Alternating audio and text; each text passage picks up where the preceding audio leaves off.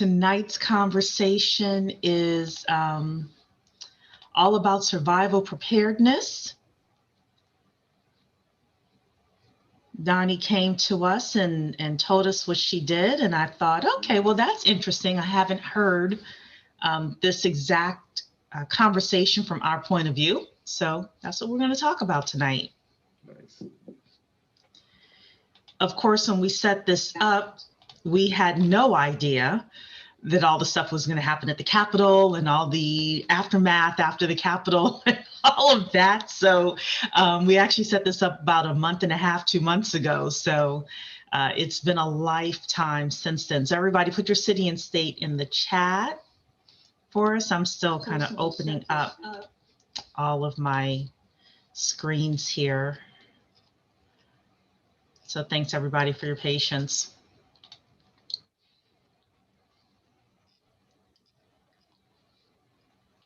Idea. Okay, almost done. One day I'll figure out a better system of doing this, but for now, this is where we are. Hello, everybody. Hello, hello, and welcome.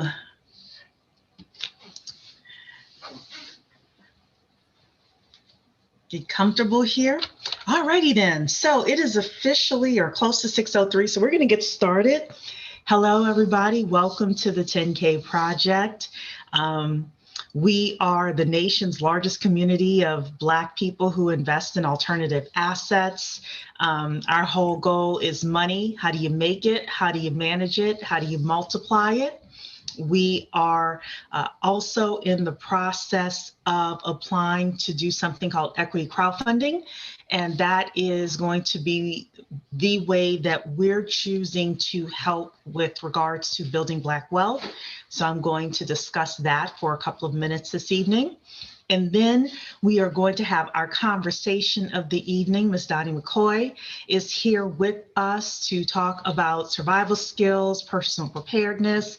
It's also Martin Luther King's birthday. So of course we honor Dr. King. And many of you know, if not all of you, that Dr. King in his last days, his last couple of years, had moved from social justice to economic justice. And there are a lot of discussions about why he was assassinated. And a lot of discussions had to do because he had really moved to economic justice. And it's one of those things where we're still fighting for it all these years later. And how can we be the foundation in our generation so that 100 years from now, our great-great-grandkids have at least equal opportunity? And Eric, I don't know how you feel about that, but I feel like the 10K Project can be a cornerstone. We're not everything with that, but we can definitely be a cornerstone. What do you think? No, I couldn't agree more. I mean, and I'm glad you brought that up, because most people, when they study Dr. King's legacy, they aren't that familiar that he had made a point and came to a realization that, economic injustice was going to be the next frontier that we needed to tackle. And yes, I do see platforms like the 10K Project picking up that mantle to deal what we know has been a lot of work left undone, for one reason or the other, So yes, I completely agree with you. Yeah. Doni, what do you think? You're our guest this evening. First of all, introduce yourself and then tell us what you think about MLK and what I said. Sure. Good evening, everyone. My name is Doniella McCoy. Thank you for having me on this holiday evening for the fireside chat. I am here to talk to you all about personal preparedness and survival skills. I have a master's degree in healthcare emergency management, and I am a certified business continuity professional on the national level through DRI, Disaster Recovery Institute, and globally through the Business Continuity Institute. So I'm going to bring you all the knowledge that I have. I'm not going to apologize, but I'm going to warn you all that I am an adjunct instructor. So I do have a lot to say, and I'm going to come from textbook perspective, but also my professional perspective, but also our cultural perspective as a Black person, as a woman, as a child of immigrant parents, coming from an area that has no street lights or sidewalks, but also living in downtown Manhattan. So I'm looking forward to that discussion. And to your question, Cherie, my perspective is that social impact, the economic impact, we see it throughout so many different aspects, and it is really crucial. And I'll touch a little bit on why some of those socioeconomic impacts personal preparedness, and why we feel, not feel necessarily, but why we do tend to maybe suffer, which is a strong word, but suffer more than maybe some of the other groups. So when you do really start to tackle that economic equality, it really does show itself in very unfortunate ways. So if we can really attack that, which is, why I am a member of 10K, a proud founding member, to really help amplify what we can do as a community, but also when we share the knowledge that we learn here to help us get to the next level, that economic stability and legacy is really important. Yeah, so I grew up in Louisiana, and my grandmother lived in New York, for my whole childhood and until she died. She actually moved in the 60s to New York. And one of the things that came up, especially during Katrina, was the fact that there were the haves and the have-nots. And our people, because we were the have-nots, we were left stranded on rooftops, stuffed in the Super Bowl. I know somebody personally who had to fly out from the Super Bowl and had to be, they wouldn't just fly a person anywhere. You actually had to have somebody meet you where you were going and sign off saying that you were going to that person's house to stay. And I thought, wow, this is America, where you don't, at that point, they didn't have freedom. At that point, they were very, very controlled, the people that were in that situation. And it was quite sad. So one of the things we're talking tonight about, when we talk about economics and gives you choices, and understanding some of the things that Donnie is going to talk about tonight, as well as a form of Fema individual, can help us as well with that. So I'm super excited to have you here. What I'm going to do is just share my screen really quickly, talk a little bit for everybody, especially who wasn't here last week, about some of the expanding services that we are doing within the 10K project. And then we're going to give Donnie the floor. So yes, many of you may not know that we are expanding our services at 10K Project. We're here to escalate your wealth building journey. Our tagline is money, make it, manage it, multiply it. And that is what we're focused on within the 10K Project. And we're focused on pulling hundreds of thousands, if not millions of Black people together who want to do this in unison. So everything from a family wealth challenge to how do you buy land, real estate, stock and stock options, tax liens, private mortgages, Bitcoin and cryptocurrency. How do we buy businesses? How to create multiple streams of income? And ultimately, how do we build Black wealth? Number one, individually, then for our families, then within the community. And if we have groups of people that come together and actively work on this, then I believe that, again, we can build wealth in this generation and also have it last for 4 or more generations. And everybody put a 1 in the chat if you are familiar with the book Family Wealth. We've been talking about it. We talked about it for the Family Wealth Challenge. You all know that next month in February, we are going to have, book club around family wealth. So all of our members, be prepared for that. We also took a survey Many of you participated in it, and we asked you what you wanted. And one of the overwhelming things that people asked for were smaller mastermind sessions where we could apply what we have learned. Those are going to start in February 2021. So tomorrow night, actually, we are having a discussion about practicing Powernomics, and that is just going to be a discussion, a mastermind discussion as well. But these smaller mastermind sessions are really going to kick off February 2021, where you can participate in the conversation and we can take the lessons, again, that people are teaching us and have taught us and ask, okay, how do we actually apply those to our everyday lives? So if you want to become a member, it's a one-time lifetime payment of $100. And with membership, we do have members-only wealth building webinars, which are trainings around buying real estate, tax liens, stock options, Bitcoin, businesses, etc. The end of the month, we do have a gentleman coming on who is an SBA lender to talk with us about how to buy businesses and how we can use the equity crowdfunding in order to help purchase businesses. So we're going to talk a lot more in depth about why people may want to be a part of that specific call. We're also going to have some community coaching, peer-to-peer coaching, mastermind sessions. You all can let me know which term you like better, but community coaching or mastermind sessions, again, for us to be able to take the information that we are learning and apply it. Number 3 is the Knowledge Center will have exclusive content starting in March. The Knowledge Center will have some exclusive content that you will also receive. And the business directory is coming soon. The gentleman that is creating the directory for us, the tech person, unfortunately came down with C-19. So we're praying for him, but of course we have to wait for him to get back on his feet for that to be finished. But that business directory is close to done. He just has to do a couple of additional things.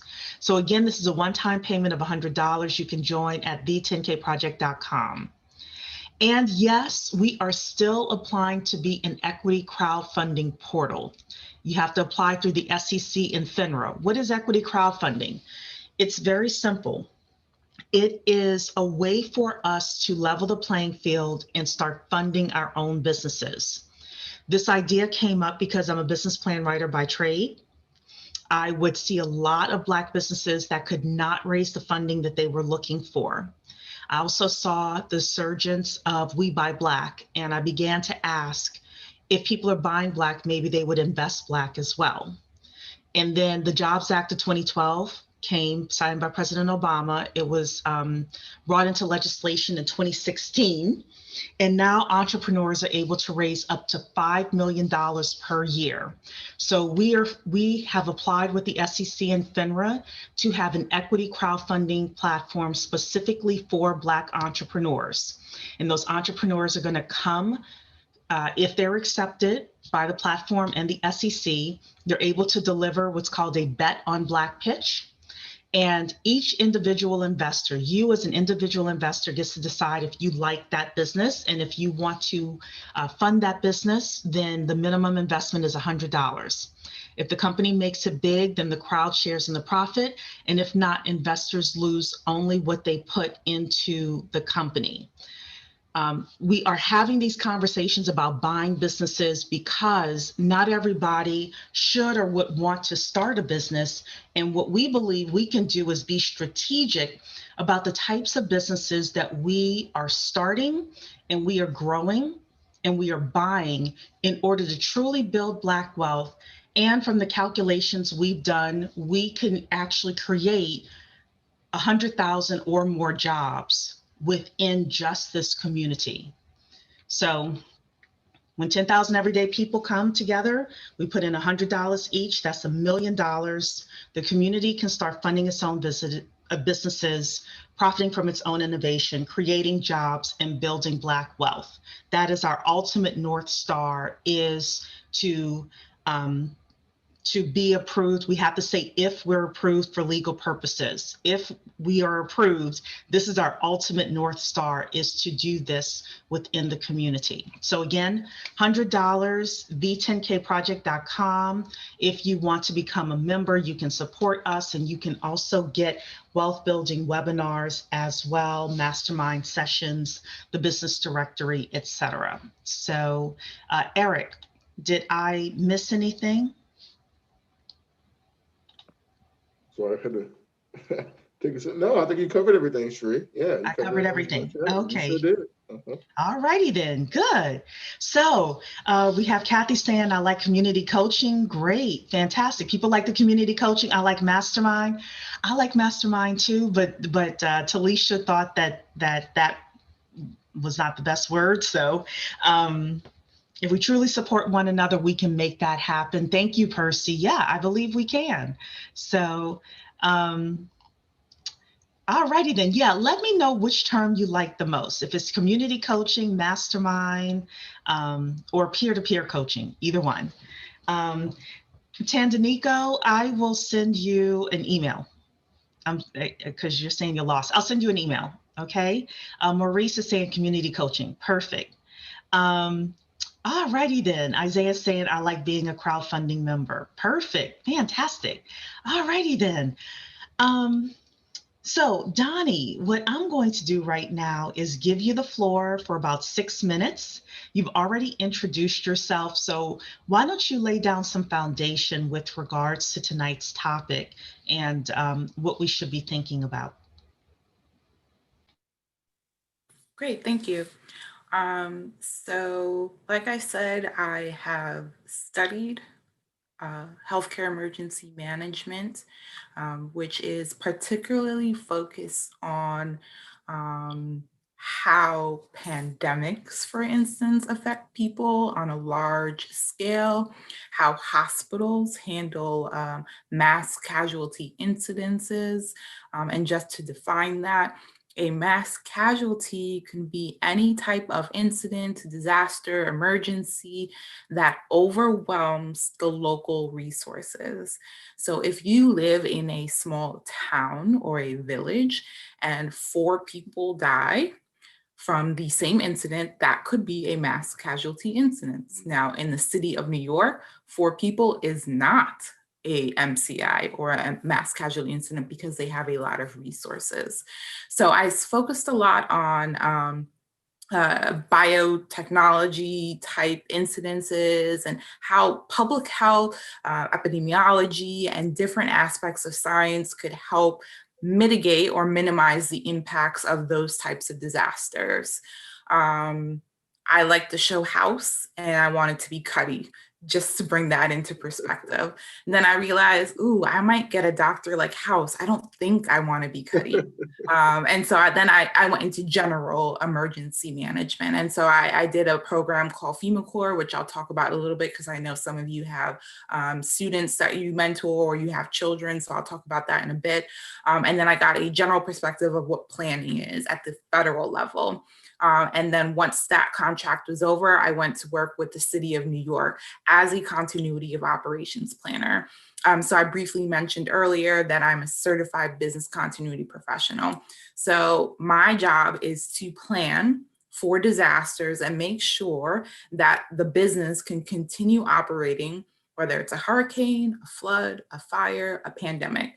So for my current organization that I work for, we had no downtime.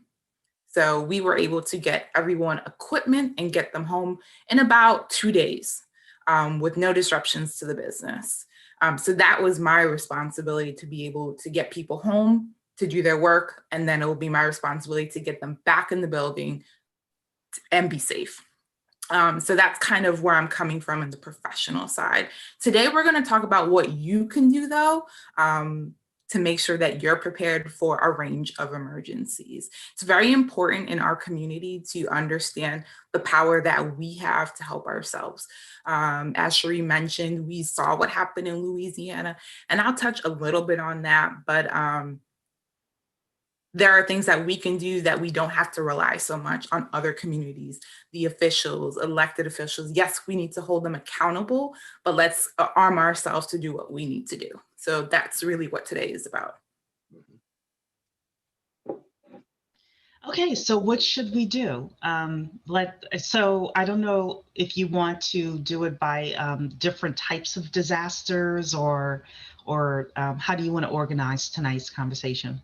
Sure. So I'm going to give a little bit of history, and that's just for the history folks out there. I know there's a lot of attention on politics and different agencies. So I want to talk a little bit about FEMA for perspective. FEMA, Federal Emergency Management Agency, that was created in 1979.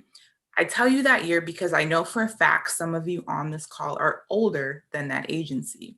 That's important, right? Because that means there's a certain amount of experience from that agency. Another interesting date in my perspective, FEMA came under the Department of Homeland Security in 2003. Some of you guys might have grandchildren that were born in 2003. Now, a lot of the things that came up in Hurricane Katrina, there was a lot of red tape, bureaucracy, right? But think about it, 1979, 2003, that's not a lot of time for people to really understand where they get in to fit in, so to speak, right? Yes, you're supposed to know there's, SOPs, standard operating procedures, there's executive orders, it was voted on to create FEMA. Yes, that is all there. But this is just some perspective, right? But when we go and we talk about the socioeconomic impacts, when things aren't done properly, it's usually disadvantaged communities that feel it the worst when things go wrong, when things aren't planned out properly. You could look at the PPP loans, right? You have, Ruby Tuesdays and big corporations like that got PPP money. And then, our neighbors who couldn't, right? So, and that was a program that wasn't necessarily has the checks and balances that it needed. So that's it for the politics. I just want to put those dates in perspectives. FEMA's main things: housing, medical, and property. There are 15 emergency support functions. Now think about that. 15 major functions that they are supposed to handle. That's a lot for any agency. So they often do pull on people from HHS, agriculture, transportation, to be able to really get those things going. So if you are a transportation mastermind, you could find a position in emergency management. If you are into agriculture, you can work in emergency management. There's a lot of subject matter expertise that is necessary to address the communities that have disasters in order to push them through. Perspective again. In 2020, there were 314 declared disasters. That has nothing to do with COVID, which is all we heard about on the news over and over, 314. Let me break that down for you though. Hurricane Zeta, for instance. Hurricane Zeta affected Mississippi. It affected multiple states. That all goes into the count, even though it was one hurricane. Why is that? There has to be a certain threshold of damage in order for a disaster to be declared. So when a disaster happens, it goes from local resources, listen to this, local resources, state resources, then it gets to the federal level. So if you are in the city of New York, as a former employee, I would like to believe you are in good hands. I can't guarantee that because I'm not there anymore, but I would like to believe you're in good hands. But if you have a snowstorm, which we've had, and the governor shuts down the streets, there may be a need to call the state in for some resources. That may or may not be a big deal. Now, Hurricane Sandy, where things were flooded out, MTA was shut down, and we know public transportation is very necessary in a city like that, that makes it to the federal level. The federal level officials cannot come into your city, your town, your village, your county, unless they are invited, period. So there was some speculation in Katrina that the governors did not reach out for help, that FEMA was actually a few hours out of the way safely and ready to go in to help the citizens, but because they were not asked to come in, they could not. And that's for many reasons, right? There's costs. Let's be honest, there's costs. When you call in FEMA, there is a cost sharing thing. So they just want to make sure you're going to handle your part of the cost, right? FEMA's not going to cover it all. But also it's that clicker that starts to say, well, this is the money that's coming. This is the ticker, right? And that's how we get to those 314 declared disasters in 2020. So there's a lot of professionals that do all of this. You don't have to worry about that. But I just want to be clear that it starts at the local level. And so that can be your local emergency management agency. Emergency management could fall under your police department. It could fall under your fire department. Rarely, but I have seen it may even be under your health department. So one of your homework items is to figure out, where does emergency management fall where you live? Because those are the people who are going to have some really good information for you to do what I want you to do in terms of personal preparedness. So that's kind of the overarching background. Now, these are the things that I want you to do. Can I make a statement before you go on? When you mentioned that they were not invited in, all I thought is if they had a bunch of donors that were stuck, I bet you they would have been invited in faster.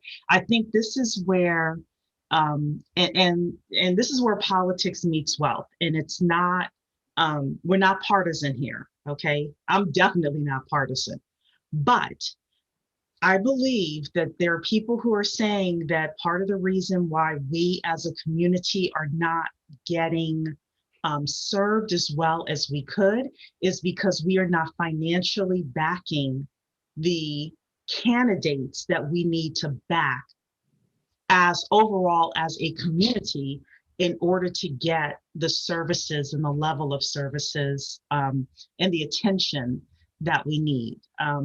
I don't know, either one of you can weigh in on that, or put a 4 in the chat if you think that's a part of the issue. Put a 5 in the chat if you think that's way off base. It has nothing to do with it. But Donnie or Eric, either one of you can talk about that. Donnie's not saying anything. Eric is on mute. No, I'm good. Okay. Yeah. All right. So I will say you need to vote. Vote for people who are going to represent you. Vote for people who live in your community. Because it's really hard for a governor to call and say, yeah, things are really bad here, if they don't know, right? Because they don't live where you live. They don't see what you see. And so it's really important to have that representation. Now, if you do the research right now, it's going to flip flop. It's going to tell you, no, the governor was ready and the president went to sleep, so he didn't think it was that important. And that's why. So there's a whole lot of conspiracy, and we'll probably never get the real answer. But it's important to understand who's in power. And like I said, figure out where your emergency manager is for your city or your town or your village.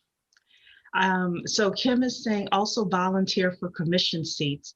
I think that, a lot of those things are important as well. I think that we need to be more strategic just overall. So, 10K is looking to be strategic with regards to, using this legislation and also bringing other pieces of legislation that can help us economically. We talked about the opportunity zones last week, but like what Donnie is talking about from the political side, I do think that there needs to be a group of people that's very strategic with that as well. So,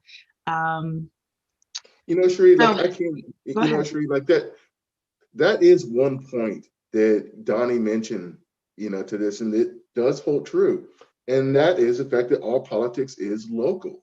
I think so often, I think that has been lost, and we know the attention gets on the national races and that sort of thing. But absolutely, your local politicians, and they're much more accessible and accountable to you. And yeah, I think that that is something that I would love to see us put so much more focus and emphasis on local politics going forward, because I think we could feel a much greater impact by doing so. Yeah, now somebody, Omega Courtney in YouTube is saying, I'm a former elected official. That doesn't really work because it requires money to successfully move agendas. So saying, I'm the youngest elected council member in Coconut Grove, Miami. Great. Well, look, Wow. if you would email me, info@the10kproject.com, I'd love to bring you on. I can definitely be educated with regards to this. So if you wouldn't mind, Omega, email me, info@the10kproject.com, and I'd love to chat with you. In the meantime, Donnie, I'm going to give you the floor back. You were giving us homework, in the middle of giving us homework. Yes.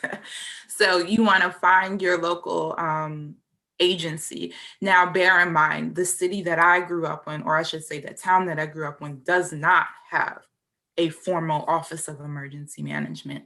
That's okay for those of you who live in a town like how I live.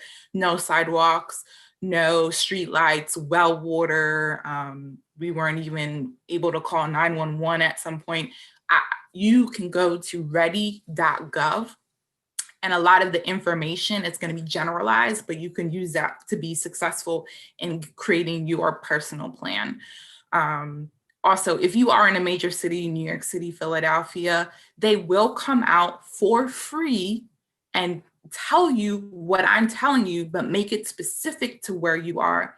They love to do it. And they also get overtime. So I don't want to hear, oh, I can't do it till after 6 o'clock, or oh, the group meets Saturday. Call us. We want the overtime. Okay. I can't say every jurisdiction is the same, but I know for a fact the city of New York did. I made a lot of overtime through that. I appreciated telling the knowledge. And you can request people that you know, and we try to take people that may look like that community, who speak that language, right? The city of New York has printed materials in at least 26 languages. That's amazing. It's not just English and Spanish. And so your specific community is going to know how to address you the best. Thank you, Isaiah. Ready.gov. And so that's one of your homework. The second homework. So there's three major things. It's going to be making a plan, making a kit, and staying informed, right? And you can literally go onto ready.gov. This is standard. I'm not giving you anything extra and above, but I need you all to do this, right? Because when you're prepared, you don't have to rely on the government. There's nothing wrong with relying on the government. But I have to tell you, you should be prepared for at least 3 days, 72 hours before someone can come and help you. It is your responsibility to have 72 hours worth of food, clothing, hygiene items before the government or officials come in. And I'm going to tell you, we saw it in Katrina, we saw it in Maria. If it's really bad, it's going to be more than 3 days.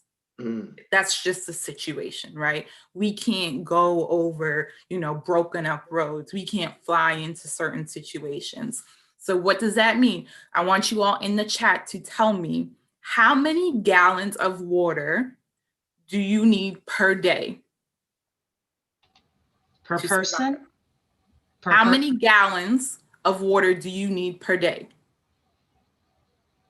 What is the recommended amount? Yeah, I would say 1, maybe half, if you're really stretching it. All right. So the recommendation is 1 gallon of water for 3 days. So some of you are saying 3 gallons. Yes, you need 3 gallons, but it's 1 gallon per day. Now you have to know yourself. If you drink 64 ounces of unadulterated water per day. That's not including tea, juice, soda. You're going to need more than 1 gallon of water. Okay. But in general, most people, 1 gallon is going to help you for what you need to intake, but also your hygiene as well. So that means everybody needs to get 3 gallons per person for 3 days. So if you got 5 people in your house, you should have 15 gallons of water stocked somewhere. Okay. So in your kit, in your go bag, the kit stays at home, right? So a lot of us kind of stocked up when we heard COVID was coming or it was getting real bad. That's kind of like the kit idea that you're having, just having things in your house, you know, that you don't, you know, steal the batteries when the remote goes bad, and you have some money put away that if you have to just, you know, get some things together, you have it there. The go bag is something that if there was a fire, if there was a flood, or you are getting evacuated, you could pick it up and go. All of those items you can find online. There's a lot of companies that make the bags for you, and you can just customize it, including the Red Cross. So I have bags in my car, at my parents' house, in my office, because you're not going to catch me slipping. If my back is cold, I'm cranky. So I have to have long sleeve this. I need to have socks. You know, I know what I need to make myself comfortable in an uncomfortable situation. And that's what we're trying to do. Make ourselves comfortable in an uncomfortable situation. Most people, when they hear this information, they're not going to do anything with it. Please don't be a part of that statistic. I understand that this is scary to think about a flood coming through my home, a fire taking out everything, right? But the fact of the matter is it could happen. So you want to have your 3 gallons of water. You want to have some food, non-perishables. Keep in mind, a lot of people in our community with the diabetes and the cholesterol, those granola bars is not it. Okay, they're high in sugar. If the carbs are high, you're gonna crash. Find something that's a little bit more sustainable. If you gotta put some beans in there with your manual can opener, do what you gotta do, but you know yourself and what you need. But keep in mind that, you know, if it's 3 days and all you have is granola bars, you're not gonna be happy after the first day, most likely. You know, tuna packets and things like that. So you wanna have those things. Clothing, you should be changing or updating your kit or your bag at least twice a year. And I recommend doing it when you change your clocks. Then you can make sure you have your warm weather stuff and your cold weather stuff when you talk clothing wise. Fun fact, it's really hard to get ID when you don't have ID. So that's true. Of important documentation. Now, if it's your go bag, be aware of where your go bag is, right? The number one question I get is, well, where should I keep my go bag? Should it be by the door? Well, I don't know if you want your social security and birth certificate by the door. And if you have a small child, they're not going to be able to go into the closet on the shelf and pull that bag down.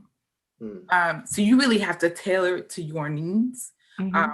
Putting it in the basement, not ideal in case of floods, but these are just some things that you need to think through. Other things, we are very card-centric, credit cards, debit cards. If the power goes out, you cannot go to the ATM. You cannot get gas. You cannot swipe anything. Small bills.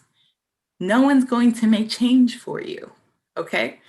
We talking about wealth and keeping it in our pockets, small bills. I cannot tell you how much money to keep in there. I could tell you what I spend at the grocery store. It's probably different than a family of 5. And so you need to know what that number is, right? So if this is, you know, financial wealth building, you should have a budget. You should know what's coming in, what's coming out, right? A lot of people, you know, your emergency fund, we're not talking about that. We're talking about a little something, and a little something could be $500. I just want to be honest with you. If that's the type of person you are, that's what it could be, and that's fine. But it should be small bills. And I do not want you going in and out of the bag.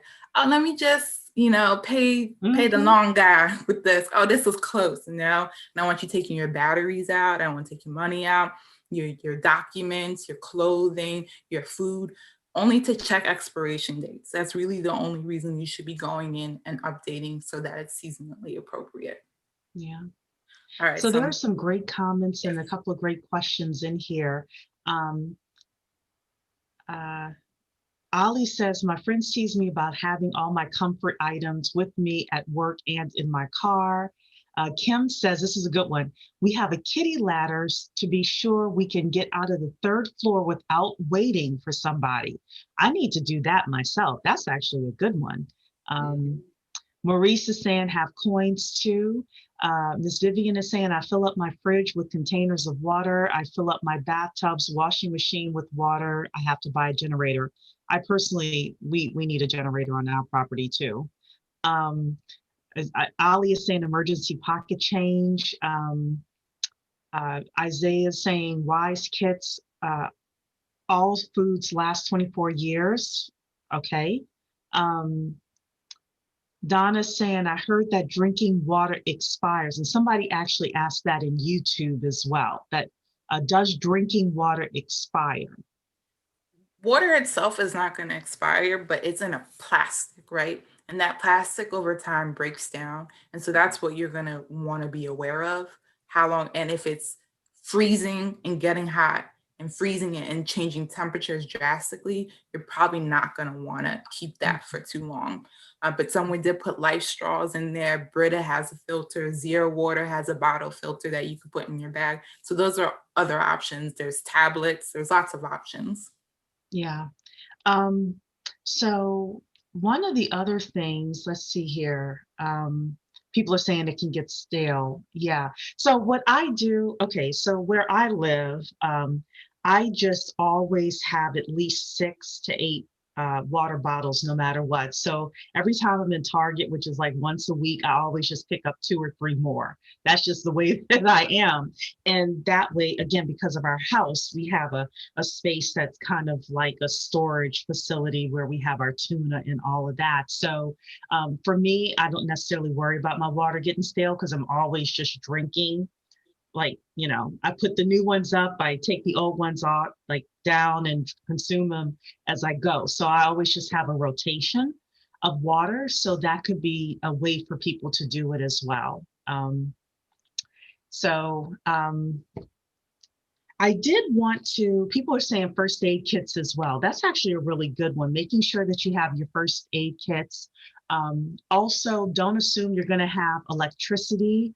So for those of you who have electric stoves, you may not be able to cook depending on where you are. I think, Donnie, do you want to talk about that? Like having people really think through some of the things that they would normally do that they couldn't do if the electricity is out for 3 days? Sure. So one of those things is going to, like I said, ATM cards, credit cards, you're not going to be able to swipe that to get what you need. So you need cash. Also electric stoves, your fridge. Without a generator, all you can really do is minimize the amount of times you go in and out of the fridge and the freezer. If you know something is coming, you know, eat down the food, you may have to go back and forth to the store a little more often, so you don't have to worry about eating bad food. And then also know your pumps, your water pumps, is that going to be affected? We couldn't flush the toilet, right, when the power went out. And so, well, that's kind of weird when you have 5, 6 people in the home together, right? So you have to be able to manage that. You have to have an understanding with the people in your home. Don't flush the toilet. We're not going to be washing dishes right now. Break out the paper plates. There's going to be no laundry right now. There's going to be no TV. There's no internet, right? So a lot of us rely very heavily on getting our information by Googling it or going on Facebook. There's no guarantee that the cell phone towers are going to work for you to be able to continue to get that information. So you really do need a radio, a battery operated radio. Keep it in your bag. I'm not telling you to use it on a regular, but use it enough to know how it works. So if something happens, you're not fumbling in the dark, trying to figure out how to use this radio, trying to figure out, do I need to evacuate? Do I need to shelter in place? And let me just make sure I define those two terms. Shelter in place means to remain in your home, remain where you are, and stay there until otherwise noted. Evacuation, they're telling you to leave. I think most people know that. I promise you that if a city official is telling you to evacuate, they mean it. It's a lot of work to even get the approval to tell people to evacuate. It's just, we wouldn't ask you to do it unless it was necessary. Now, coming back to our community, right? We have multi-generational folks living in the same home. So sometimes we don't have anywhere to evacuate to because mama's upstairs and sissy's downstairs. So where am I gonna go? Or mama can't walk properly, daddy doesn't have the leg or foot, whatever it is, right? So one of the other things that you need to do is make a plan. Where can you evacuate to? What does that look like for you? It's very normal for people in the city of New York to not have a license because there's buses, subways. I mean, it's very accessible. What happens if MTA shuts down in a snowstorm? Where are you gonna go? Most cases you can shelter in place, but what if it was like a hurricane and you kind of really did want to get out of the way? You want to have those conversations with people ahead of time, whether that means having a taxi service. Like I said, relying on your phone, you want to reduce that because Uber, Lyft, that requires internet connection on your phone. The system might be jammed.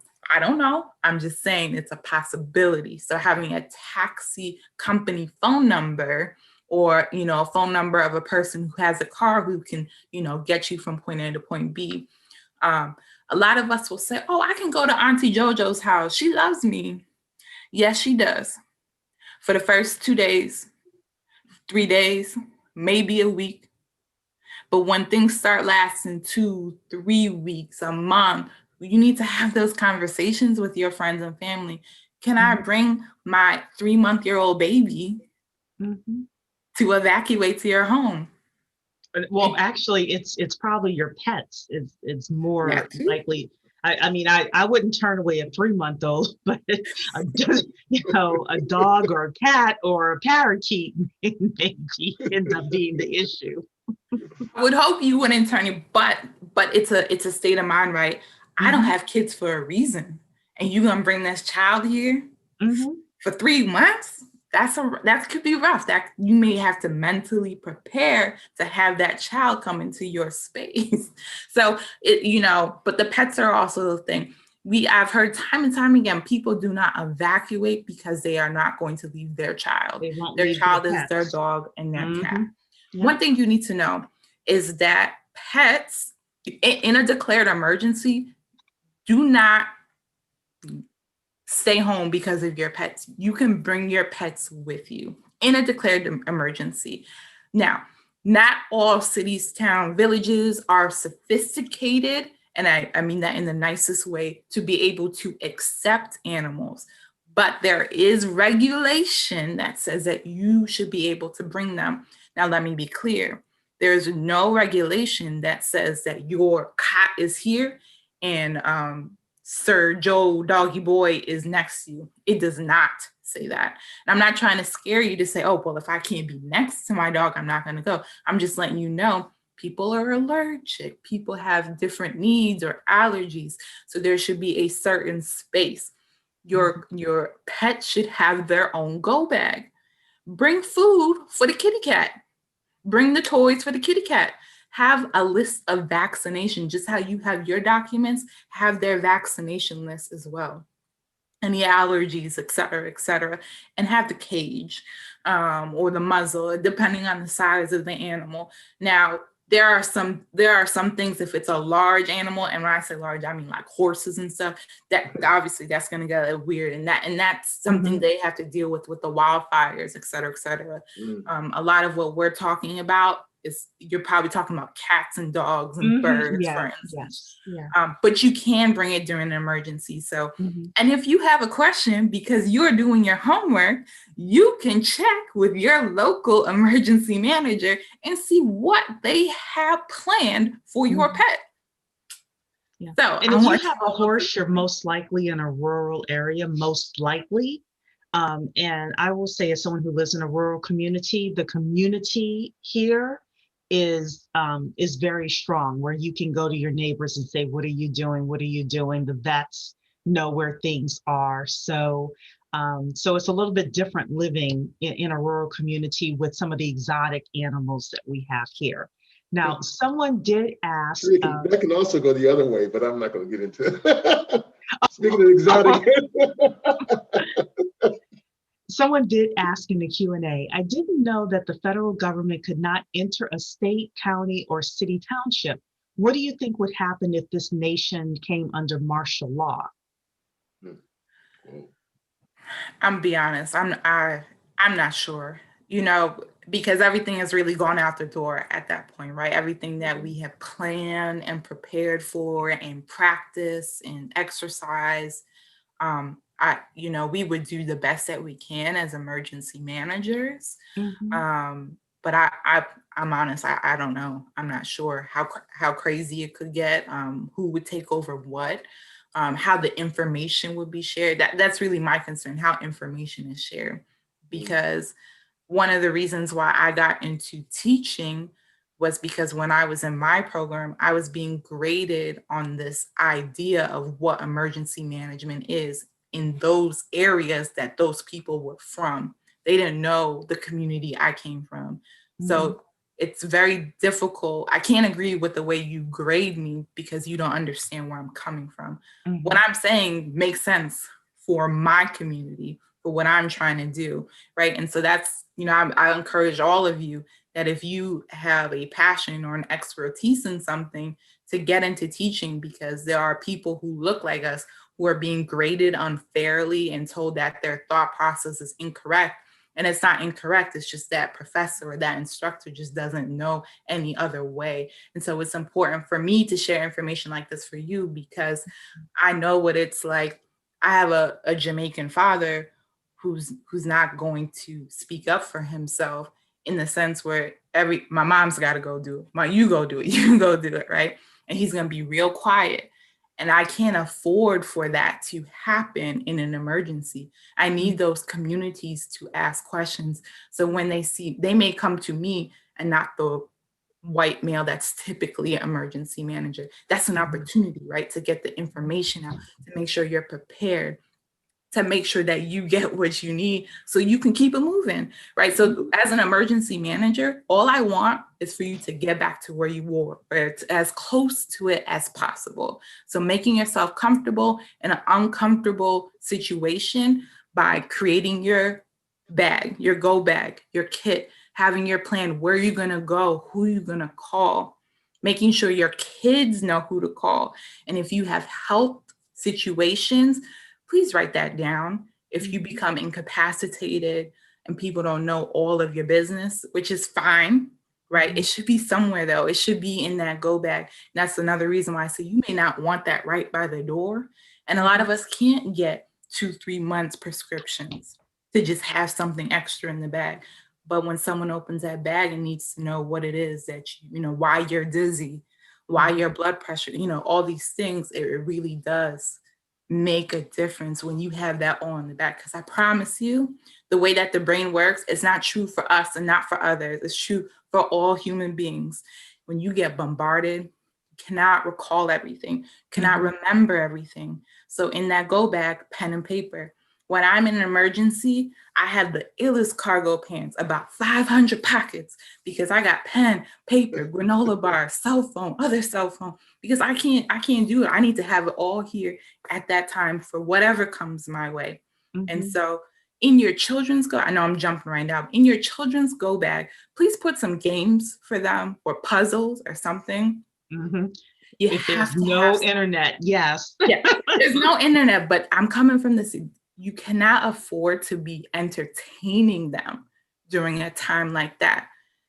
You need to be getting the information. You need to be writing it down. You probably have to make some phone calls. And so you need to, obviously if they're small, that's a different story. But the ones who can kind of entertain themselves, put the book in there, put the Connect for whatever it is. Make sure there's extra batteries if you're going the digital route. That's very important, and have pen and paper for yourself. And not all of us, but there are some of us who get kind of nervous when it comes to officials and talking to them and expressing what we need. There is no way they can help you if they don't know what you need. Right? And I'm not guaranteeing they can help you. They may have to send you to someone else, but they can't send you to the right person if they don't know your needs. Right. If English is not your first language, have some set things written out to be able to express yourself ahead of time. My name is this. I am from that. This is the language that I speak. Write it down in English so that you can hand it to the person that is trying to assist you. The City of New York and many of the other agencies outside of even emergency management, healthcare, have language lines. So if they know what language you need, they just dial the number and they say, this is what I need. It might take 5 minutes to get someone on the line, but then you can have a real conversation. So we have a question in here that I actually wrote down as well. But before I go to that, Alyssa said, put your documents in waterproof containers. That's another very good point, Alyssa. So definitely making sure that your documents are, waterproof. And I'm personally a fan of having documents in a couple of secured places on the cloud as well, just in case. So, or copies of them, I should say. Stephanie asked a question that I wrote down here as well, which is about personal safety, especially as a woman, especially as single women, even though the guys can get knocked down too. What do you do with regards to, Stephanie says body armor and weapons preparedness, but I put physical safety. Do you have any suggestions with regard to that? Sure. So your personal awareness, your situational awareness, your assertiveness. The reason why preparedness is crucial is, and I don't have my purse, but this is what we do. We get into the bag. We looking for the pen, we looking for the paper, we looking for the kid, a candy bar to give the kid, and we are not paying attention to what's going on, right? You're out of the game at that point when it comes to personal safety. There are always going to be people who are going to take advantage of a rotten situation. So really taking the time to go to ready.gov or finding your local emergency management agency, creating your plan, making your kit, understanding what it is that you have available to you, where you're going to get your information from. You're kind of taking out some of those things that could be a distraction, right? I have a glitter pepper spray on my keychain. People laugh at me like, oh, why do you have that? I'm like, well, it makes me feel better. But the truth of the matter is, by the time I do the safety and spray, I don't know if that's going to be enough time, right? So you need to have something. Yeah, it should make you feel good, but it should also be something that you can actually do. Safety drills are definitely something that you should do. And when I say safety drills, it's the fire drills, but it's also the evacuation drills. Okay, you should have one place near and one place far. If your kids are not old enough to cross the street by themselves, you have to be strategic. The near place needs to be on the right side of the street, right? So all those little intricacies that you need to think of ahead of time, practice that. It should be like this. Oh, the house is on fire. I need to go to Smith Street. Oh, I need to go to grandma's house. Oh, I need to go to the library. Oh, I need to go to whatever it is. Have those conversations ahead of time. I see something about guns and ammo and bulletproof vests. The laws, and if you live in a city, it could be very difficult to have guns. If you live in a rural area, it typically isn't as hard. So I can't really speak to that and what your ability is to be able to obtain that. But you have to be trained too, right? You're not holding it like this in the movies. You have to be trained. And be professional about it, right? Because those who go hunting or whatever, they know what they're doing, right? And that's why they feel comfortable with what they have. If you're not going to be comfortable with it, it may not be for you. And that's okay, but you have to know yourself.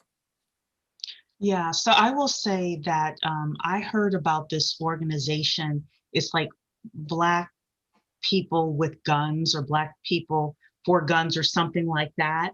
And it's specifically African American gentleman that started it, and it's urban, so it's not rural. At least every time I've seen him talk about it, he's been in Philadelphia or some inner city.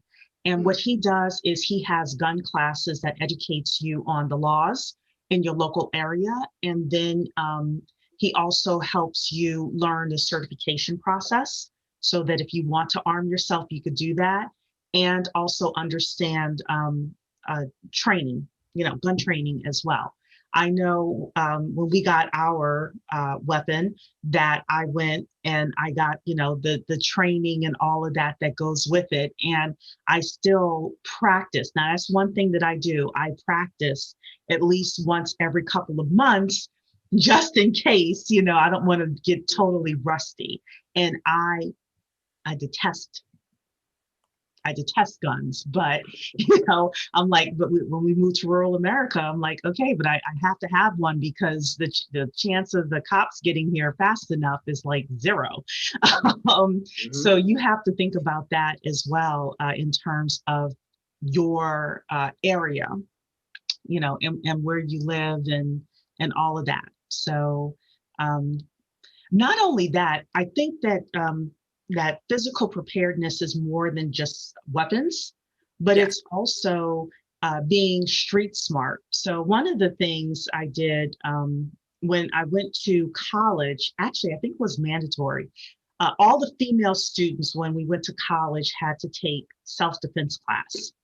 I think it was mandatory. It was like, a 90-minute class.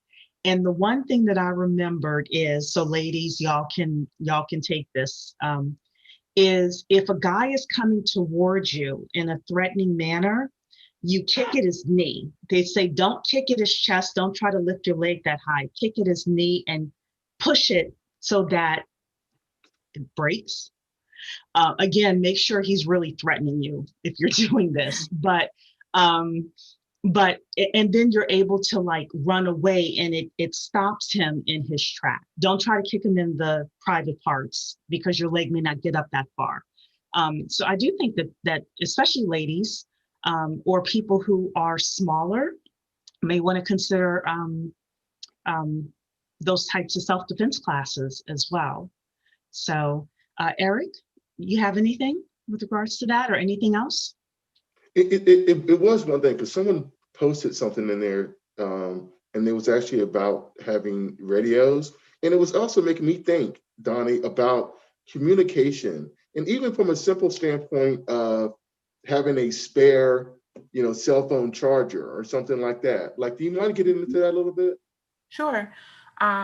So in theory, I have not tested it, so that's why I say in theory that if there was a major emergency in your city, the phone lines would be jammed, but you should be able to call out of state. And so one of the things that I teach people is you should memorize, not just have it in your cell phone, memorize a phone number for someone in your city, maybe a neighbor that can, see what's going on in the area, but someone who's out of state.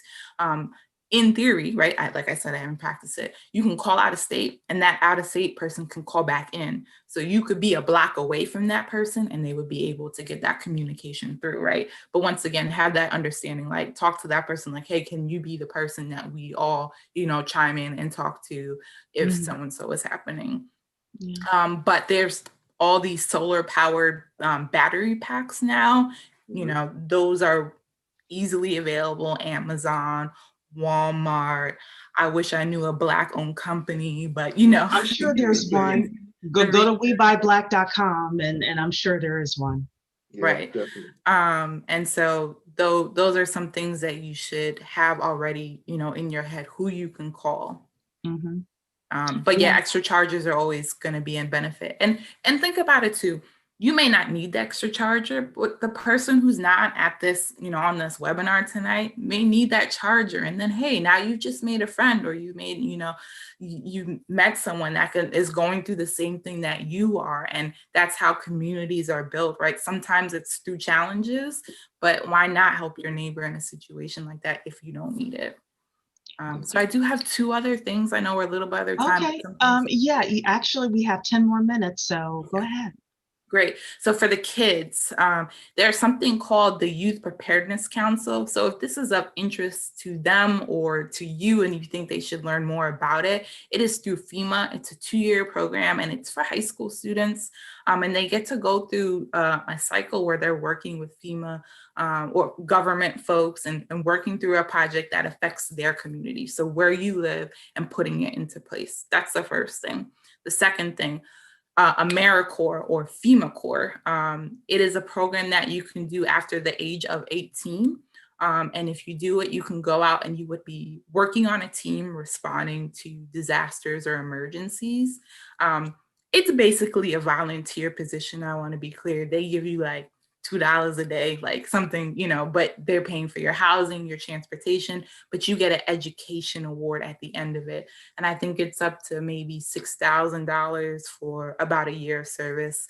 And you can use it. There's no expiration on it. You can use it for student loans, or you can use it to go to school based on what's allocated.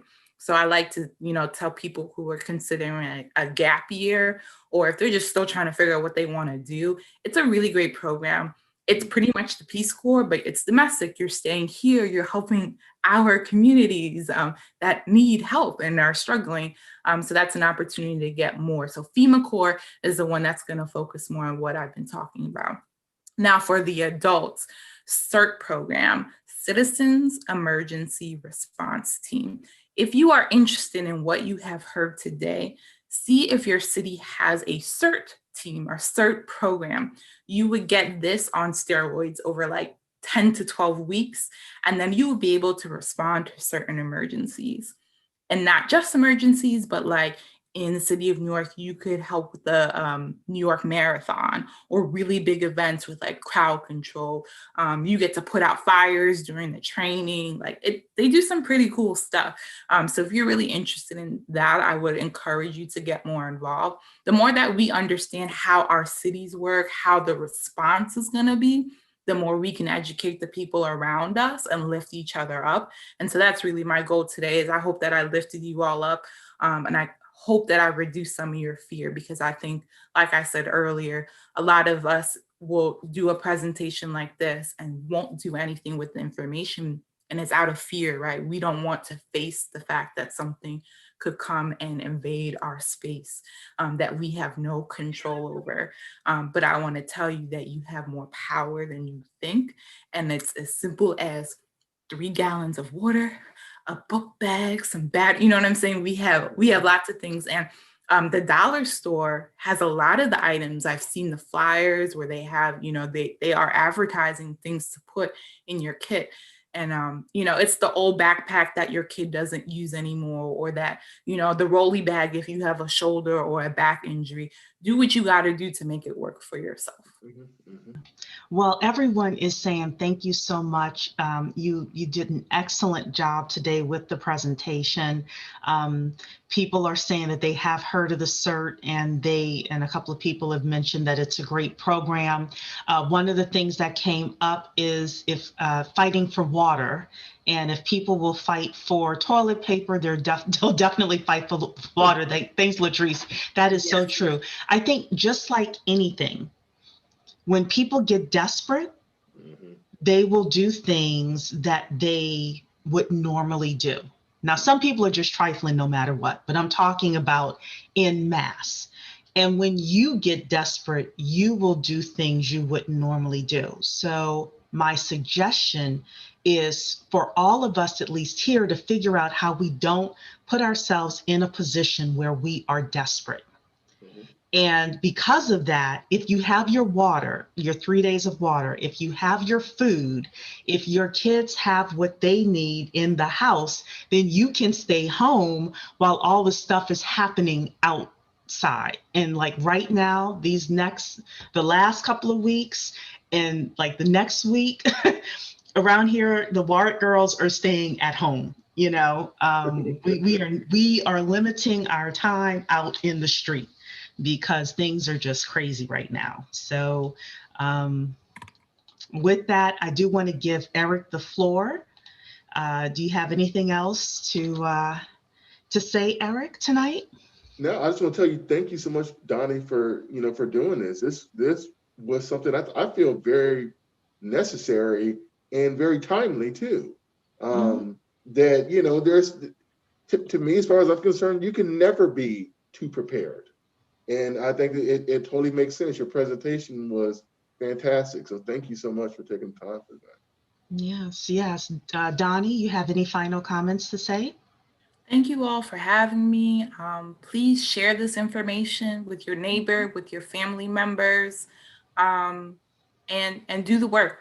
Do the work because we are often the last people to receive the help. But this tonight, what you'll find out from your research will help you. It will. I hope you don't need it, but in case you do, you'll be prepared. Vivian is asking if I'm on Facebook. I'm in the 10K group, so I'll make sure I post in there. So if you want to connect, we can. Yes.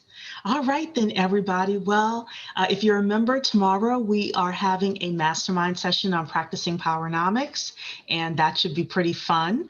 It'll be very casual. If not, you want to join us, then become a member, the10kproject.com. And next week we have, why do I feel, we always have special guests. Gary Shelton is coming next week to talk about multifamily real estate and using crowdfunding to buy property. So that should be very fun as well. Next fireside chat.